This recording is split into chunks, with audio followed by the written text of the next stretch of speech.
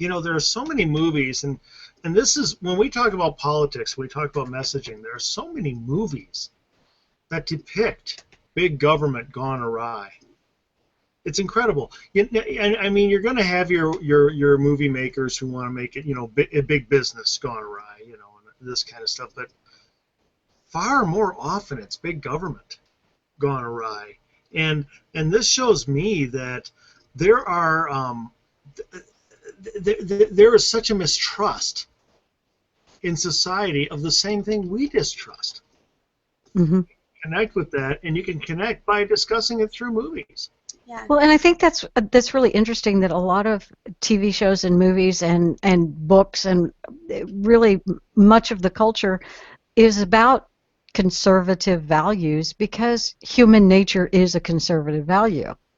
The thing that shocked me when I watched it for the 50th time last year was how conservative, how the hero, how Zorro is basically a wealthy guy. He comes back to his town, to his hometown, sees a government just wrecking the place and putting taxes on just everyone, outrageous taxes.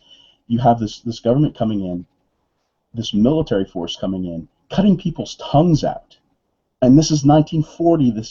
This came out, and you have an aristocrat businessman from a rich family be completely disgusted by what he sees, and basically what he does is he fights against the government, fights against these taxes, and gives the money back to the people. It was an outrageous message for me to see this.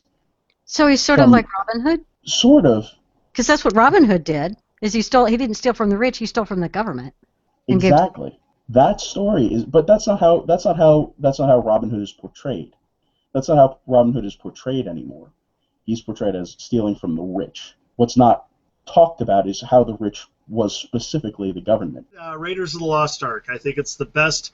It had the best pacing, the best mix of pacing. It was an incredible forerunner for the modern hero. Today's heroes, almost all of them are to one degree or another the reluctant hero.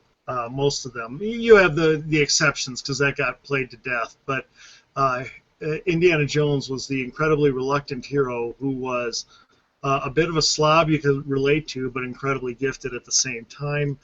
Obviously, he had great performances throughout. The writing was magnificent. The acting was perfect. The character development was perfectly measured so as not to weigh down the story. Politically, it's fantastic because obviously it's showing at every level the evils of big government, be it American bureaucracy or obviously the Third Reich. And God wins. Harry Potter is another film series and book series that really portrays the damaging effects of full-out control government and large government, because as the books go on or as the movies go on, you see how this force is worming its way into every aspect of their lives.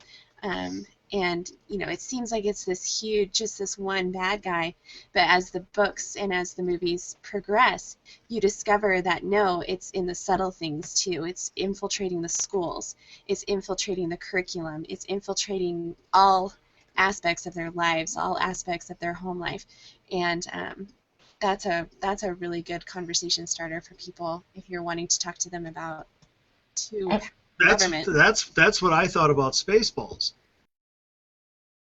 This woman who runs a cake shop, the guy who runs the liquor store, the the dry cleaner, the franchisee who has the auto parts store. These guys are really in trouble, and they're going to need some help. And we want that help to come from people, not from a big federal government.